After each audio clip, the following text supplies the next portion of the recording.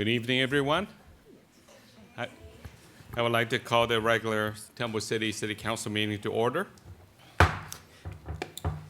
Madam Clerk, roll call, please. Thank you. Councilmember Fish? Here. Councilmember Mann? Here.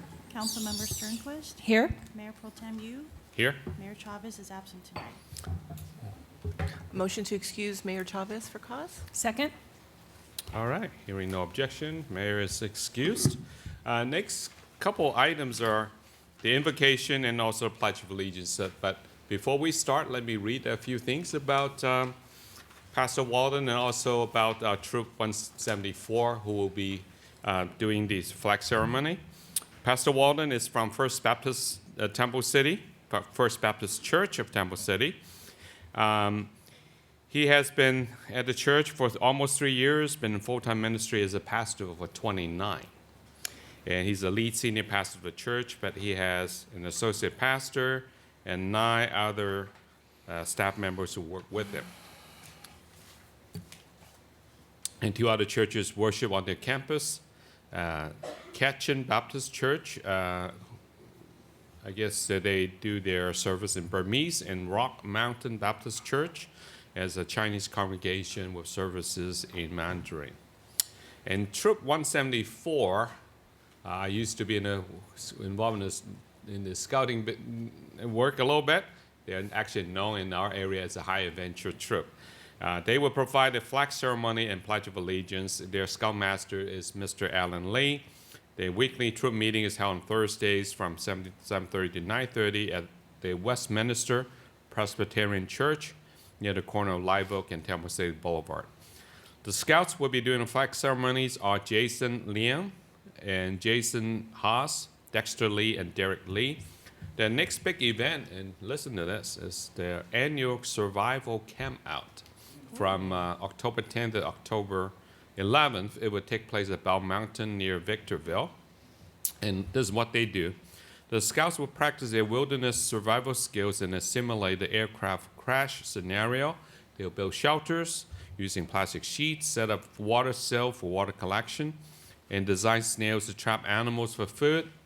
Hopefully you guys are not eating bugs.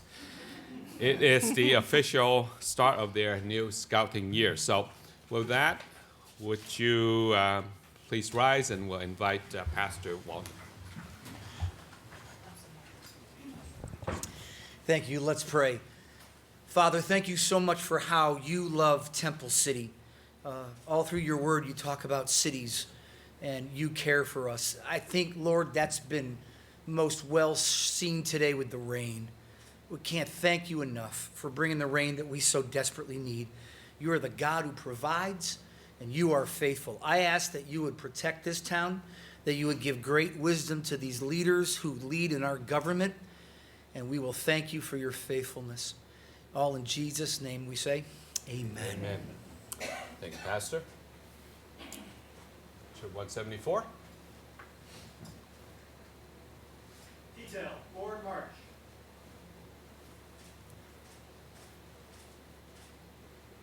Detail, halt. Post.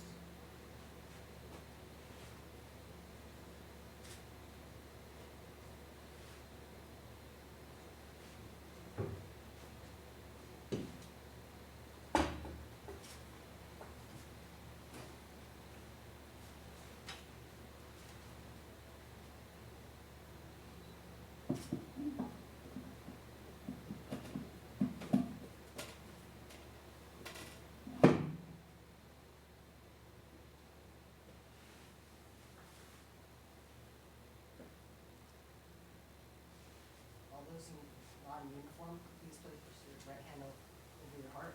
Scout salute. Please join me in the Pledge of Allegiance.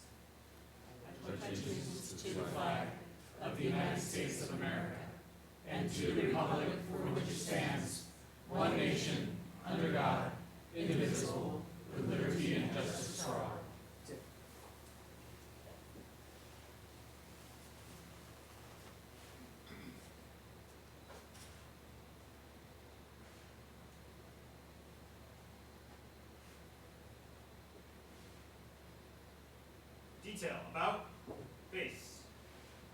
Detail, forward march.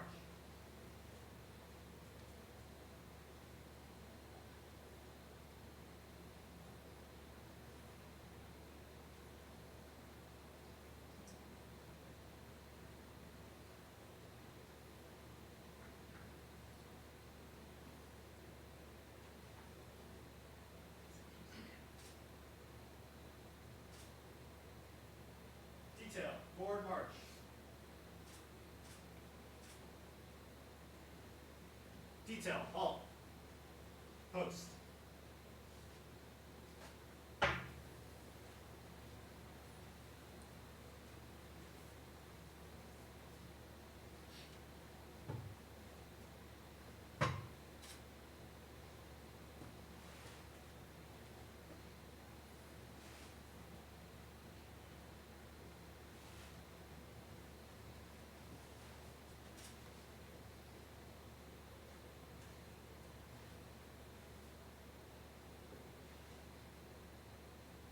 Detail, about, base.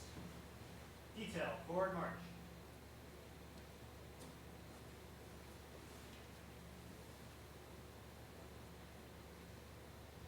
All right, thank you, Troop 174. Please be seated.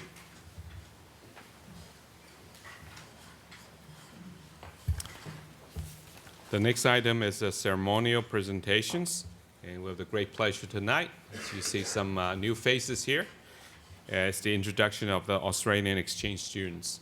For those of us who may not be as familiar, Temple City actually has sister city relationship with two cities. One is Magdalena de Quino in Mexico since 1964, except that we haven't been really too active with that, and with Hawkesbury City in Australia since 1984.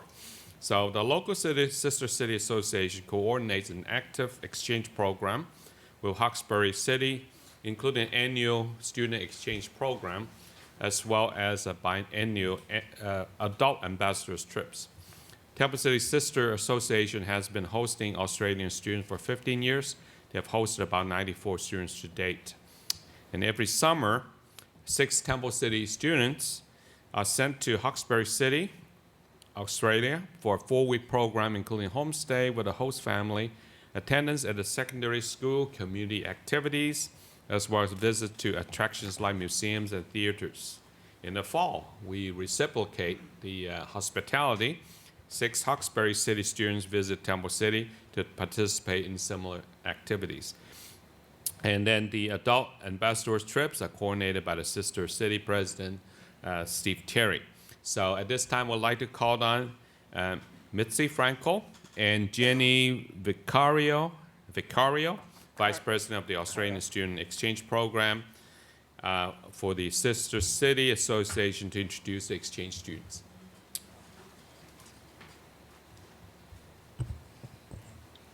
I have all my babies coming up.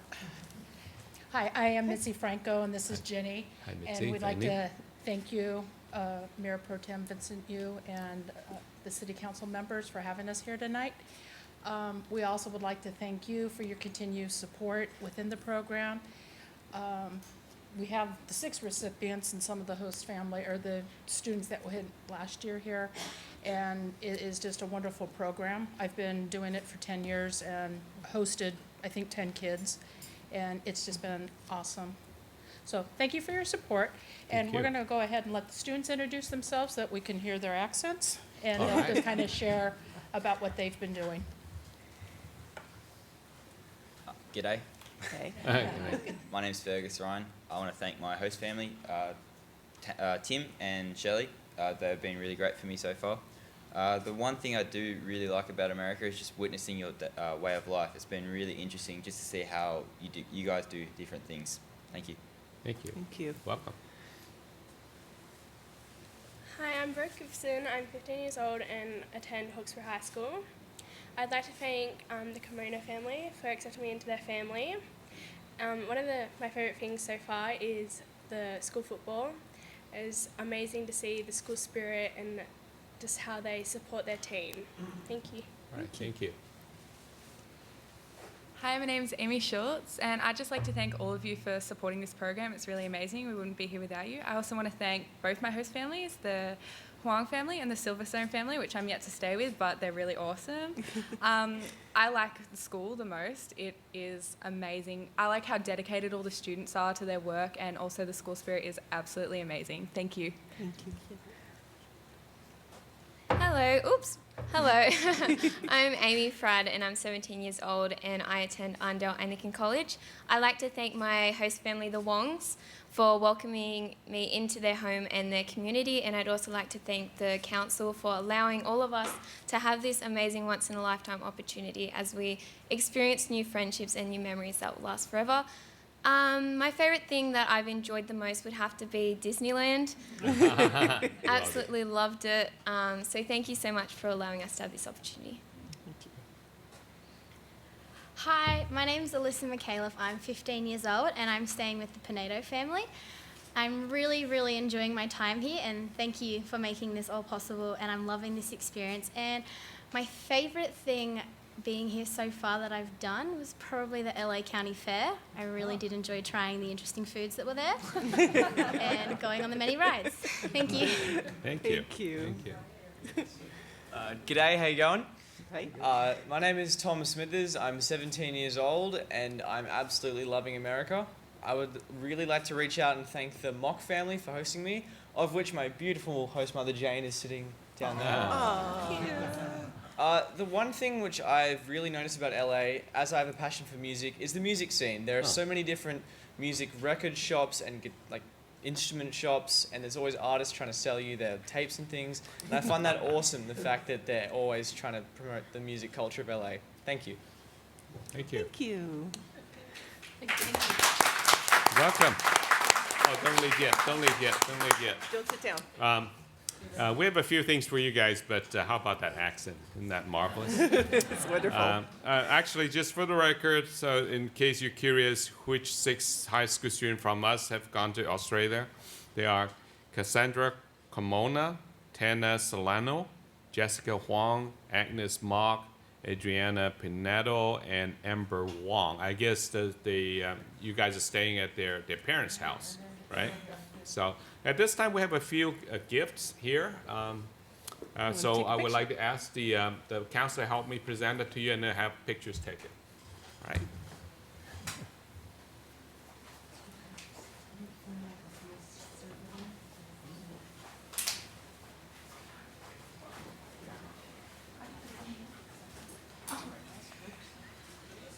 Hey, man. Oh, I like them.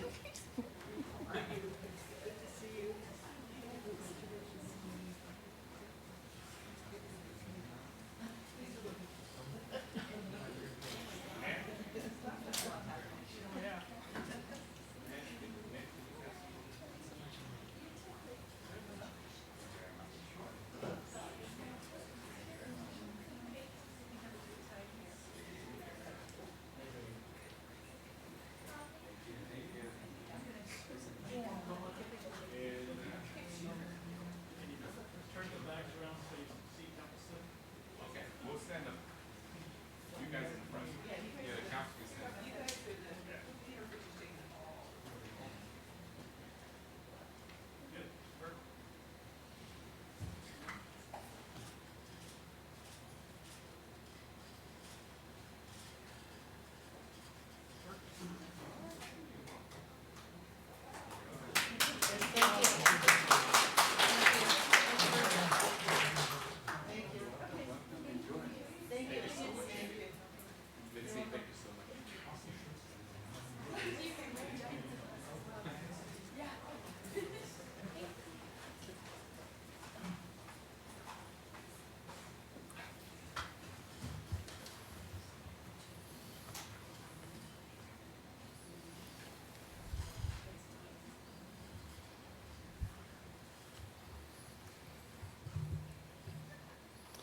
At this time is our public comments on items not listed on the agenda.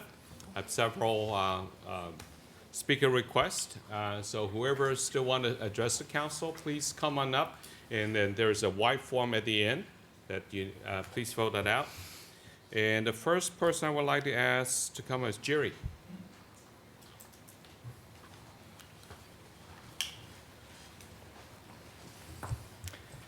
Good day, mates.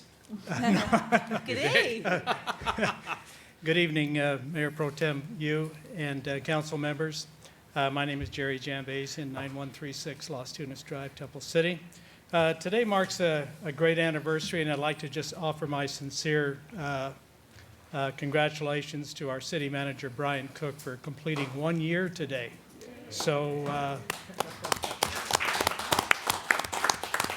he has had a profound impact upon Temple City, and it's just been great having him here. There's a new sense of community here and openness and ethics, and it's great. And just as a side note, I remember 10, 15 years ago, it's just great to have a city manager and a city attorney that are two different people. So that is very nice. So I offer my congratulations to Brian, and many more years to come, so thank you. Great. Thank you, Mr. Jim Basin. Next person we'd like to call up is our former mayor, Mr. Carl Bloom.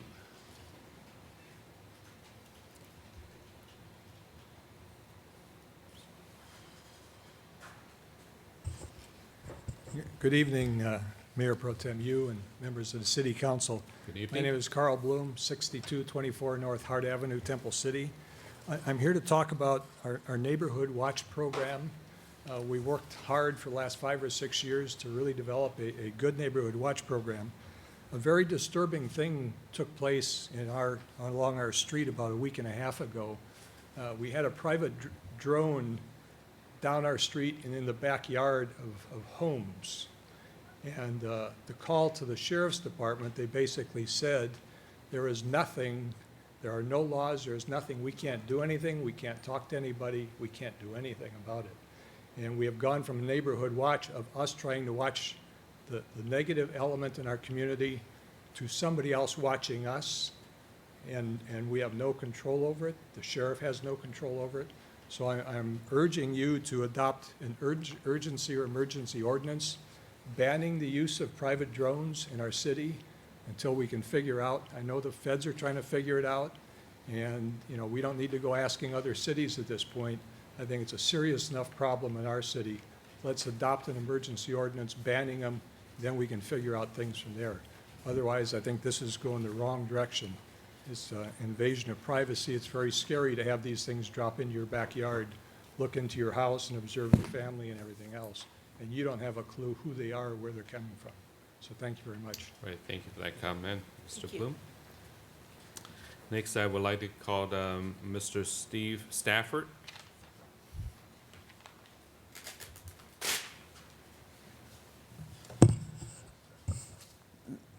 Mayor, you, council members, city staff, as of yesterday, I've discovered that there are 3 intermediate care facilities for the developmentally disabled next to Cloverleaf School.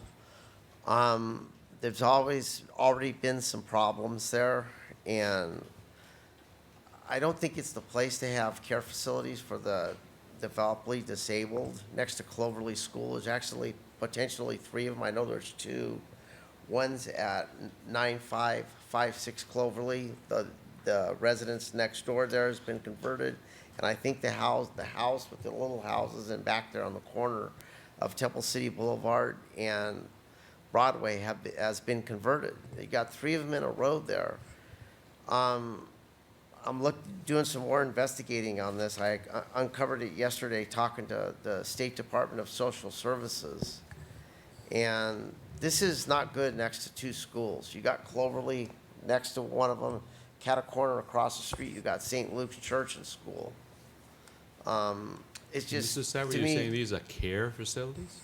they're called, this is what I was told by the state, they're intermediate care facilities for the developmentally disabled.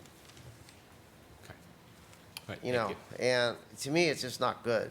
It scares me a little bit knowing they're there. The things that I've seen at St. Luke's Church, going to church there, that I didn't know why, now I do know why. There was a skirmish, a little fight between 2 of the residents there out on Broadway. It just, things I saw at one point, one evening, there was one of the people there going through the trash that was posted near Broadway and Temple City Boulevard, and they were throwing it on the sidewalk on the street, and I called the sheriffs, and they dealt with it. The problem is, I don't think anybody knows what's there except me now, and it just kind of stunned me yesterday when I found out. I also like to say, Brian, you are the best city manager that I've seen here thus far. And I hope you stay here for a long, long time because you're doing a hell of a job. Thank you. Thank you, Mr. Stafford. Thank you. Any other public comments? Going once? Twice? Okay, well, public comments closed. Next item is consent calendar. All consent calendar items may be approved in a single motion as recommended by staff unless removed for further discussion. I know that staff would like to actually want to pull item F, the approval of the MOU between the county and the city. Barring that, are there any items that need to be pulled? Okay, I'm ready for a motion. I'll make a motion to approve the consent calendar. Except Except item for F. item F. Yeah. I'll second. Okay, it's moved and seconded. Madam Clerk, may we have a roll call vote, please? Yes, thank you. Councilmember Fish? Yes. Councilmember Mann? Yes. Councilmember Sternquist? Yes. Mayor Pro Tem You? Yes. So the consent calendar, except item F, has been approved. And at this time, I'd like to ask Mr. City Manager to lead us on this item. Thank you, Mayor Pro Tem You. In light of those nice comments, there's a little boo-boo on my part here with this item. What we did not include in this item was an additional appropriation that we needed to make for about $9,000 related to the actual contract amount. We had budgeted approximately $126,000 total for the program for the National Pollutant Discharge Program. Essentially, for the general public, that is the stormwater monitoring, abatement stuff that we have to do. Early on this year, we thought that amount for this individual program, this is about one of 8 monitoring programs that we do, we thought it was going to be about $21,000. It turned out to be about $29,000, as noted in the staff report. So to be a little more proactive, we'll, if you would indulge us with a motion to appropriate an additional $9,000 from undesignated fund balance for that. And as we get through the mid-year, we'll be able to report back on how that's actually tracking. Thank you, Mr. Mayor Pro Tem. All right, thank you. Any other discussion, questions?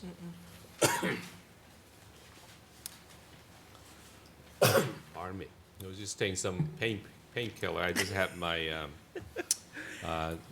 You're doing really a good. root canal operation right before the council meeting, so pardon me for taking a painkiller in the middle. But I think I'm still sane and awake. So, if hearing no questions or discussion item, I'm ready for a motion. Mr. Mayor Pro Tem, I'd like to make a motion to approve item F on the consent calendar. In addition to that, to appropriate $9,000 from the undesignated fund balance to provide for this MOU. Do we have a second? Second. Oh, it's moved and seconded. Madam Clerk, roll call, please. Yes. Councilmember Fish? Yes. Councilmember Mann? Yes. Councilmember Sternquist? Yes. Mayor Pro Tem You? Yes. All right. Next item is public hearing. There is none. Unfinished business, there is none. And we have a number of new businesses. So the first item is first reading and introduction of ordinance number 15-1006, an ordinance amending chapter 5.5 budget reserve fund balance requirements. Director House? Great. Would you like Thank to lead you. us Good there? evening, Mayor Pro Tem and City Council. In order to meet the City Council's objectives of maintaining budgeted reserves for fund balances, it is recommended that the City Council adopt the attached ordinance amending the reserve thresholds to accurately reflect the purposes of the reserves for emergency disasters, liquidity, and local economic uncertainty. The adoption of an ordinance is the best practice to ensure budgeted reserve levels cannot be changed without a thoughtful process of a 4/5 vote of the council. So as a result, tonight we are recommending that you introduce ordinance number 15-1006 for the first reading by title only, waive further reading of ordinance number 15-1006, and schedule second reading for October 6, 2015. That includes my staff report, unless you have any questions. Any questions for Director House? In essence, for those of you curious what this is really affirming what the council had done some years ago and setting up the reserve funds, and this is reformalizing that in a new ordinance. So I'd like to open up for public comments. Hearing none, I'd like to close public comments. Any council comments on this item? Hearing none, then I'm ready for a motion. Mr. Mayor Pro Tem, I'll make a motion to introduce ordinance number 15-1006 for first reading by title only, to waive further reading of this ordinance, and to schedule the second reading for October 6, 2015. I'll second. All right, it's moved and seconded. Roll call vote, please. Yes, Mayor Pro Tem. Councilmember Fish? Yes. Councilmember Mann? Yes. Councilmember Sternquist? Yes. Mayor Pro Tem You? Yes, so this item has been approved. And Madam Clerk, would you please read the title of the ordinance? Ordinance number 15-1006, an ordinance of City Council of City of Temple City, California, amending Chapter 5.5 Budget Reserve Fund Balance Requirements and Title II Administration of the Temple City Municipal Code. All right, thank you. Moving on to the next item, item 10B, traffic calming measures for Encinita Avenue between Las Tunas Drive and Broadway. Actually, item 10C is very similar to that, so but we'll first deal with 10C is really for Arden Drive between Danes and Lower Sousa, but we'll first deal with this section of Encinita Avenue between Las Tunas Drive and Broadway. So, Thank Director you. Forbes, staff report, please. Yes, thank you, Mayor Pro Tem and City Council. The two items are very similar, and our recommendations on the two of them are very similar, but I do have brief presentations for each of them. Encinita Avenue, looking at the segment specifically between Las Tunas and Broadway, was specifically identified in the traffic calming master plan that was adopted by the City Council in 2012 as one street that was a potential area of concern for speeding. Earlier this year, we received a request from a resident along this stretch of street requesting that the city take a look at the speed along the street to see if any traffic calming measures were warranted. TransTech, the city's contract traffic engineer, did a study on the street, including a speed survey, looking at the traffic accident history, as well as looking at the requirements for the possibility of installing four-way stops at the intersections of Encinita and Live Oak and Encinita and Workman. The results of that analysis were that most of the vehicles on Encinita are traveling at or below the speed limit, and specifically the 85th percentile speeds on the street are consistent with the posted speed limit of 35 miles an hour. The traffic collision rate on the street is relatively low. There were 6 reported collisions from 2010 to 2014, which is the last year for which the data is available. And the complicated mathematical equation that gives you the collision rate, which is based on the volume of traffic, the length of the street segment, and the number of accidents, gives you a collision rate of 1.49, which is lower than what would be the expected rate on this street of 1.98. So what that is showing is that the collision rate is lower than would typically be expected for this street. For the intersections of Encinita and Live Oak and Encinita and Workman, TransTech looked at the criteria or the warrants that are required under the California Manual on Uniform Traffic Control Devices and the California Vehicle Code to determine if it would be possible to put four-way stops at either of those intersections, and TransTech found that the warrants could not be met at either of those intersections.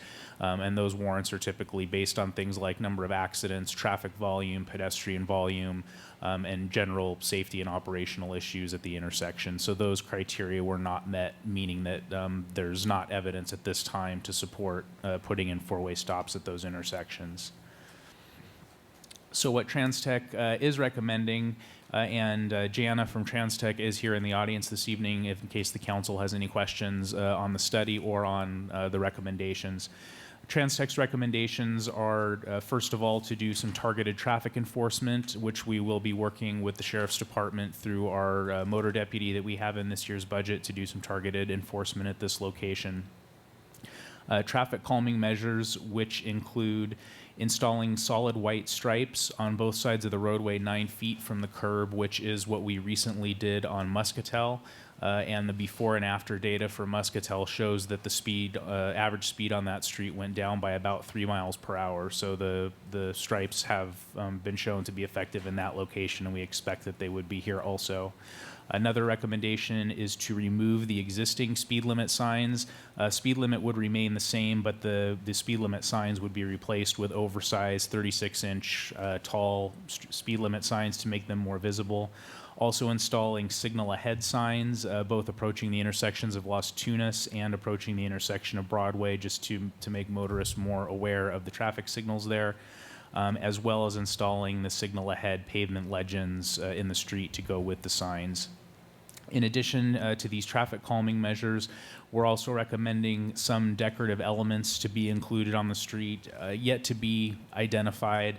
As I'll discuss in a minute on Arden, we're going to recommend there a Welcome to Temple City sign. This segment of street does not connect with a city boundary, so Welcome to Temple City may not make sense here. So we don't know exactly yet what we're going to do, but we're going to find something to, while we're putting up the other signs and the pavement markings, to do something other than a traffic control device to go along with it, to be determined. And we're estimating a cost of no more than $1,000 to do that. So we've requested the budget amendment to include that. That concludes my presentation, and Jana and I are happy to answer any questions. I want to start off with a quick question. The staff report mentioned radar and force plaques. How do they work? The plaque is just a sign. So you have your 35 mile per hour speed limit sign, and then below that is a smaller sign that just says radar enforced, and that's just telling people. That's notifying motorists that there might be a deputy sitting there with a radar, and that's how the speed limit is enforced. Okay. All right. Any other questions for staff or Mr. Forbes?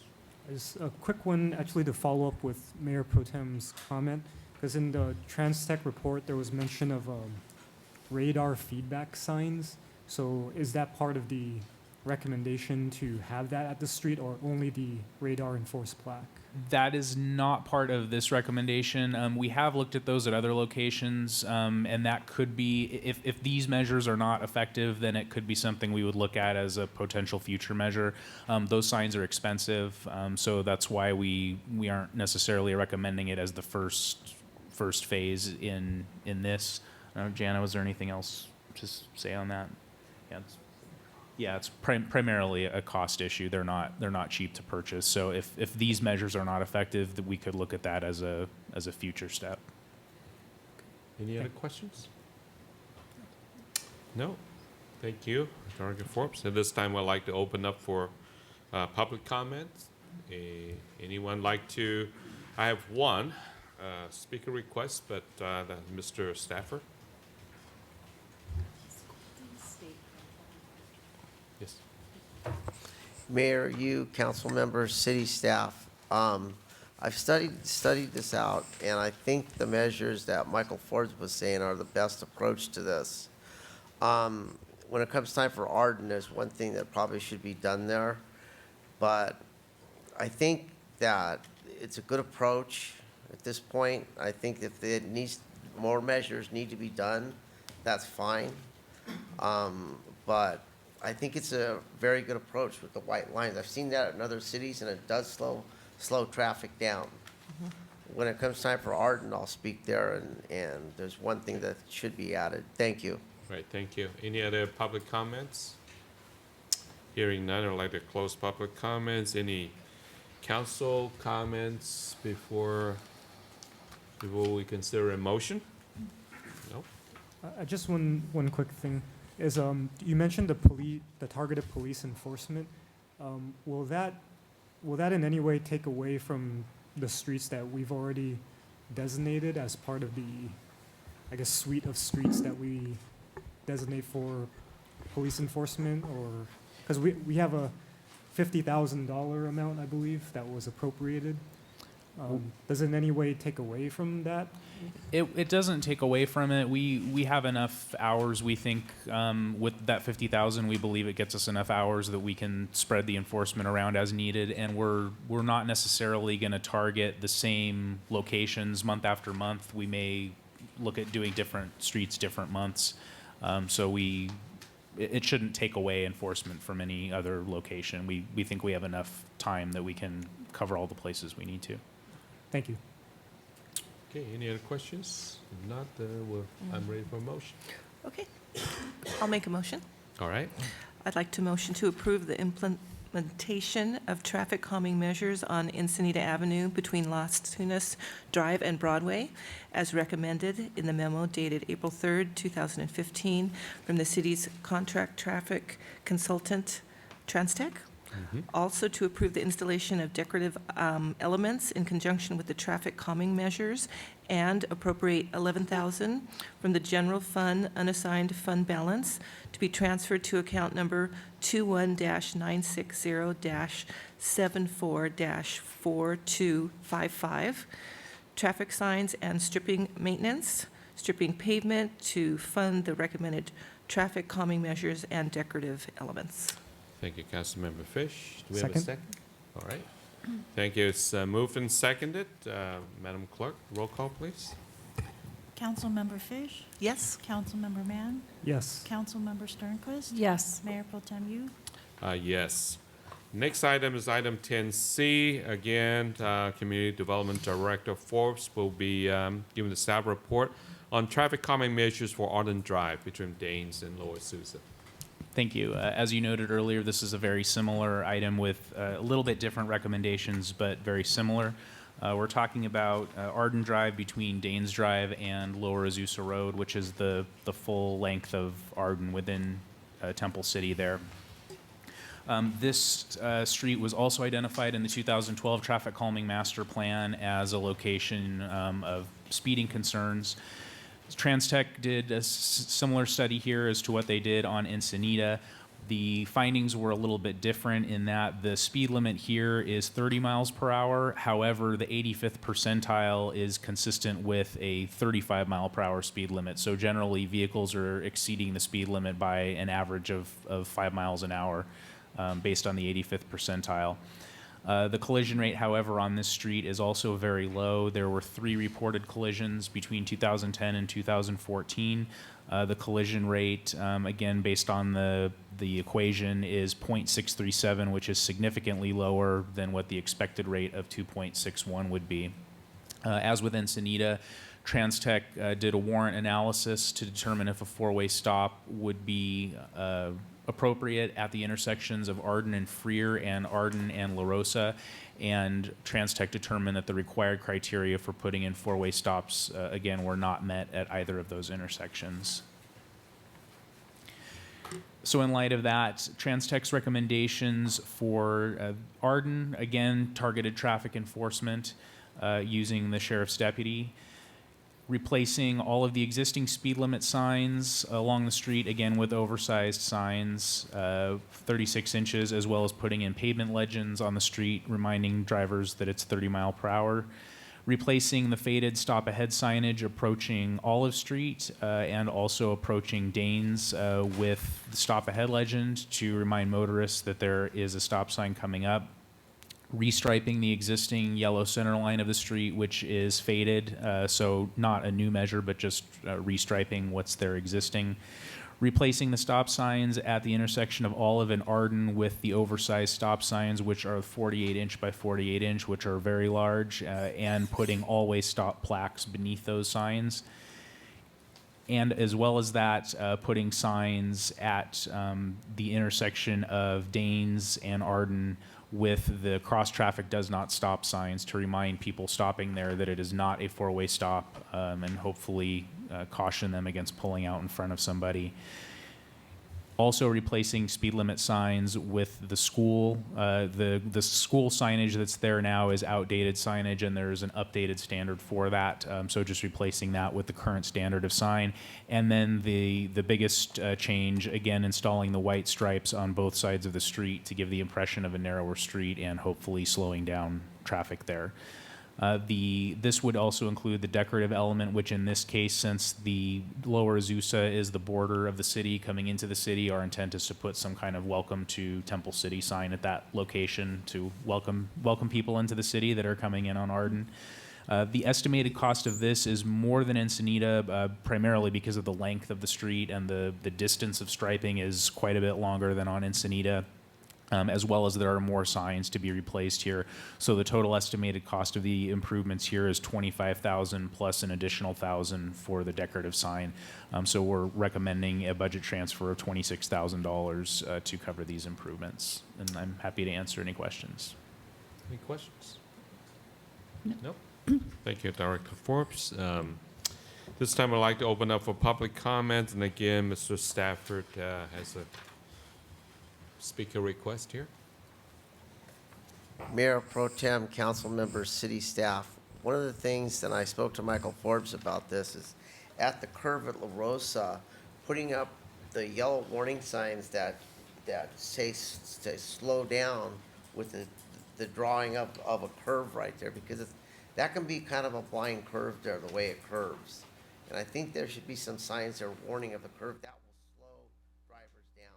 Another thing, northbound Arden at Danes, there should be a sign there stating hospital, because there's a hospital right there, the Santa Anita Convalescent Hospital at Danes and Arden.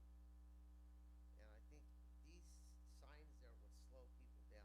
People know they gotta slow down at a hospital. People know when they see a blind curve, there's no sign warning of that. With the curve, I don't know if you've seen those before, but if those signs are there, it'll tend to slow drivers down. Thank you. Anyone else like to speak? Okay, with that, I'd like to close public comments. Director Forbes, do you like to respond to some of the comments? Yeah, I just spoke with Jana about it, and we can take a look at it. The type of curve sign that I think Mr. Stafford is talking about is typically for more of a curve. This is more of a jog, I guess, if you will.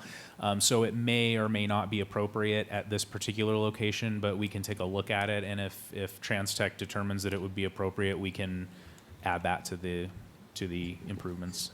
All right, thank you. Can I make a motion? Well, any other comments first? Any comment? Actually, I want to make one comment, if I may. You're allowed. You know, we're looking at the clock here. We're trying to beat the clock and try to set a record, I guess. I just want to make a comment. I think too often we hear about people saying, well, as a city, you guys do all kinds of study. You hire these expensive consultants, and but nothing gets done. Anyways, report after report after report. But I think tonight what we're looking at is a result of the end result of our studies. So 3 years ago, when we did our traffic calming master plan, we identified certain streets, and we have public hearings, community hearings, meetings, and we identify sections of streets that needs traffic calming.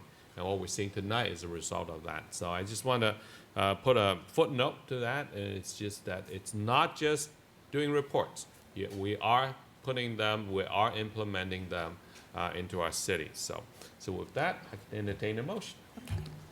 I'd like to make a motion to approve the traffic calming measures for Arden Drive between Danes Drive and Lower Azusa Road with the recommendations listed on page 5 of the agenda, items 1, 2, and 3. All Second. right. Nice and short. Thank you. So it's moved and seconded. Madam Clerk? Thank you. Councilmember Fish? Yes. Councilmember Mann? Yes. Councilmember Sternquist? Yes. Mayor Pro Tem Yu? Yes. So the motion carried. This item has been approved. Next item is communications. There is none. And next item is update from Mr. City Manager on water conservation. I'm going to leave that to the report that you and Councilmember Okay. Fish are going to give, but I do have a couple quick updates real quick. Latest issue of Connect should have hit people's mailbox. If you don't, then we have copies in and around. It is a focused edition showing both the respect and the gratitude that we have to our local veterans. There's some neat infographics specific to veteran issues in Temple City, and there are several profiles of several local residents who have served our country well. It's an issue staff is collectively very proud of. We have community members who help us out with Connect as well. Amber Lee, who's on the youth committee, and Jerry Jambazian, who always helps us out with photos as well on this. It's an issue I think we're, as staff, is really proud of. Some special kudos to Brian Haworth, who worked really hard on this edition. The update on the storm, Mayor Pro Tem, that we had yesterday, it's always a test of our systems. Nothing extraordinary, but the good work of Mr. Martinez and his crew helping sure that storm drains are cleared. The one area that the community may see a lot, and I did report this to the council this morning, is Hilo and Lower Azusa. And just very briefly, that really there's not a lot of options there. It's literally the topography or the way that part of the street is elevated. I'm not a geologist or an engineer, but it's the topography of that area, and it's always going to flood, even if we try to do some engineering around it. We try to mitigate as much as we can, but it's a tough one. We have the signage out, and I drove it this morning, saw people splashing all over. It's one area that's, if El Nino is coming, that is going to be a constant problem for our neighborhood. But the other parts of our storm drain system and everything else did pretty well. Even a little tweak on Rosemead today did really well as well.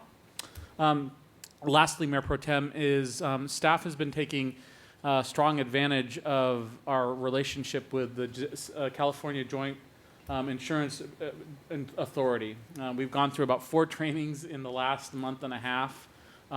They're part of the program that we pay for to get our insurance, and staff is very much up to date on latest techniques on confined spaces, heat, dealing with the heat, and a bunch of other things. And there's a group of us who will be going up to the JPIA conference. I'll be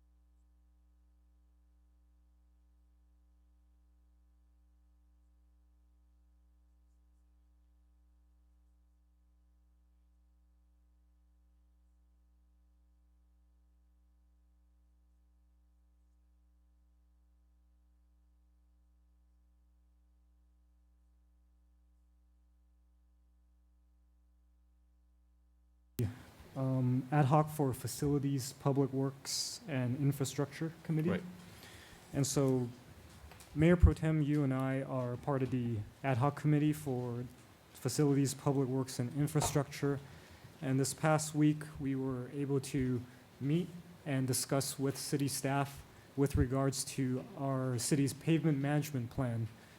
And just a brief overview, about 2 years ago, our city contracted with Harrison Associates to put together a pavement management plan that essentially tells us what the conditions of our roads stand at this point in time. And what we wanted to do, and what staff had successfully done along with TransTech, is we've asked them to take that technical document that details all the different types of pavement conditions, how good they are, how bad they are. And we want to take that technical document and translate it into a policy level type of document that the council as a body can refer to and make policy level decisions on. So in other words, in the future, every year we get a budget and we're appropriated a certain amount of funds for pavement management. we want the entire council to be able to look at this document and be able to identify which are the areas where we want to prioritize our pavement management improvement. And this allows us to more accurately forecast what we can do within the next couple of years instead of kind of reacting year by year as to which segments of our streets we want to fix. So hopefully, I believe very soon we'll be bringing back something for the full council's consideration. It will not only be informational, but I think it also allows us to take that step forward so that we can get going with some of our streets, which we've heard from many residents that there are areas of our city that really does need fixing. So we're taking the measures to do that in a cost-effective and timely manner. Yeah, thank you, Councilmember Min. I'd just like to add to that. I think as a city, part of our job as council, as staff here, is to serve our citizens by planning forward. And, former Mayor Bloom is here, and he was big in pushing strategic planning. One of the things we're looking at is how to update and maintain our pavement within the city, because that's one of the biggest assets we own. And the way the pavement works is once it passes a certain point of degradation, it costs 3, 4, 10 times more to maintain. So the program that we're talking about that TransTech put together actually has detailed out each section of the city street. So perhaps I think in the near future, Mr. City Manager and staff maybe bringing back a way that we can not just doing the streets that we can with the current funding, and maybe perhaps looking at some kind of funding mechanism, and perhaps we need to go back to the citizens for that, a way to keep up our streets, because our streets have not really been redone or fully maintained since the city was established. And every year we're falling slightly behind, and towards a certain point, it's going to be extremely expensive and cost inhibiting to repair. So we want to think ahead, and that's why the ad hoc committee and then our state staff are thinking, and we would like to bring back at some future time a strategy, and that strategy may include coming back to the citizens for some funding approvals. So I did just want to add that to your comments. Any other comments? Okay. Next item is council items separate from the city manager's regular agenda. Councilmember Fish. Okay. I just wanted to report that Mayor Pro Tem, you and I were invited by the Metropolitan Water District to attend their inspection trip of the State Water Project and the Sacramento San Joaquin Delta. I'm just going to make this really quick. We, of course, it was a two-day tour. We started off in the San Luis Reservoir, which is at about 26% of capacity, which, unless you see it in person, you really have no idea how low the water really is. So that was kind of an eye-opener. This entire tour was basically agricultural up north, and it kind of gave us a big eye-opener as to how the drought is affecting everyone up north a lot more than it's affecting us. I mean, we think, of course, that we have to conserve, we have brown lawns, but these up north, that's their livelihood. We did visit a private farm in Fairborough, California, a Joe Del Bosque, I guess. Bosque, who owns a 2,000-acre farm. He did say that his farm and a lot of the farms in the area are basically working at about 60% capacity, which means 40% of their land is desolate. They're losing, obviously, a lot of money. Water is extremely expensive, and it is trickling down to affecting, of course, their workers, buying equipment, shipping. So we will see the prices of fruits and vegetables going up in the future, It's inevitable. We can't help it. Water's just going to get more and more expensive. I did have a story to tell you. This farmer is very, very concerned with the drought and how it's affecting all of his neighbors and all of his, his other farmers. So last year he, I guess, found out in the paper that President Obama was going to go visit the area. So he tweeted President Obama and invited him to his farm. Well, he didn't hear anything. He didn't hear anything about a week before. Secret Service calls him and says, guess what? President Obama and Governor Brown are both going to be coming and visiting your farm, so get ready. So they took him out to the field. Secret Service, of course, got there early, set everything up. It was, you can imagine security was crazy. One of the things they wanted him to do was they wanted him to dig a 6-foot hole, 6 foot round and 6 foot deep. So the farmer's like, oh, well, I'm going to have to get a backhoe. We just can't do this. So he pulled some strings, got some things done, got it all ready. President comes, and I think before you say that. No, go ahead. Actually, he said, do you want me to fill that with water? Yeah. Just Do you want me to since we're fill? talking about Yeah. water He conservation. just couldn't imagine why. Now this is this huge empty field in the middle of nowhere, this huge hole. So he says, I don't even ask. I do. Secret Service tells me what to do. I do it. I'm so happy. Then a little later, President gets there and he says, why did you have me dig this huge hole? And he said, well, just in case there's an emergency, we push the president in the hole. That's their security measure. So we were like, really? And he goes, it was just the strangest thing. That's what they wanted. They wanted a hole right next to where he was going to speak. They had a big, and they said, if there's an emergency, that's what they do. So when you think about it, there's nowhere to run. It's a huge, hundreds of thousands of acres in the middle of nowhere. So we thought we got a real kick out of that. And we stopped by the hole. We stopped by the hole, yeah. He was very informative, very passionate about what he believes in. As long as they didn't cover it. Yeah, crazy. We also did, and this was another really good part of the tour, is we visited Fresno State University, which they are primarily an agricultural university, but they do have an entire technological center for water. And they're doing a lot of experiments right now with water conservation, water purifying. They opened the campus for us on a Sunday. We got a very nice tour. They're really doing a lot of things. People are really, really in trouble up there.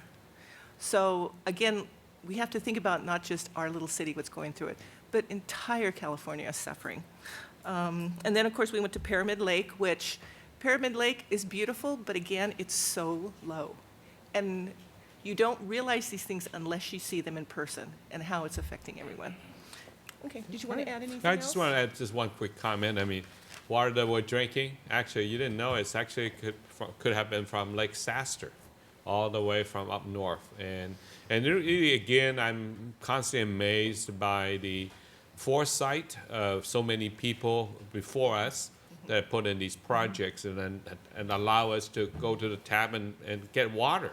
And again, it's reminded that this city council, we need to do the same thing. We need to think ahead.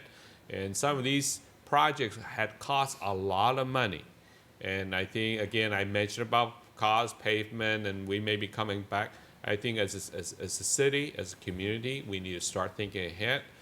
And it may cost some money today, but it's going to benefit future generations to come. So thank you for that report. Councilmember Min. I'll just be very brief. Just want to remind everyone that this Thursday we have a Neighborhood Watch Area 9 meeting at Bethlehem Lutheran Church at 5319 Halifax Road. And it is I mentioned it was Area 9.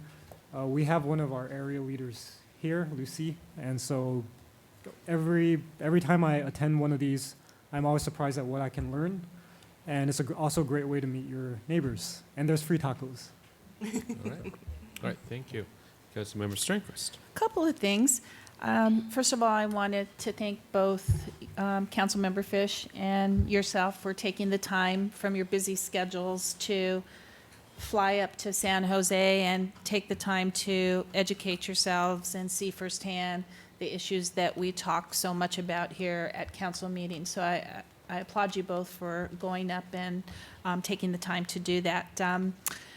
To Brian Cook, happy first anniversary here with the city, and just a shout out to Councilmember Yu and Councilmember Viscara and Councilmember Bloom for the dedication in actually doing a very intensive and exhaustive search for a city manager. And I think it just really proves that when you do your homework and you do it well, you land up with an excellent result. So I just want to congratulate you, and our new council members will definitely reap the rewards of the council's hard work. So thank you. I wanted to ask the council if you might entertain the thought of having our Lights on Temple City go back, not the Lights on Temple City, the holiday lights decorating contest go back to the Parks and Recreation Commission as it had been for quite some time. I believe the past couple of years it's gone to community development along with Yard of the Quarter, and I think it was a tradition that was set with our commission for so long and our commissioners, and they really did enjoy it, and I think that was probably the better place for it. So maybe staff can take a look at that. And is it a, But it doesn't say anything about. it's not about that.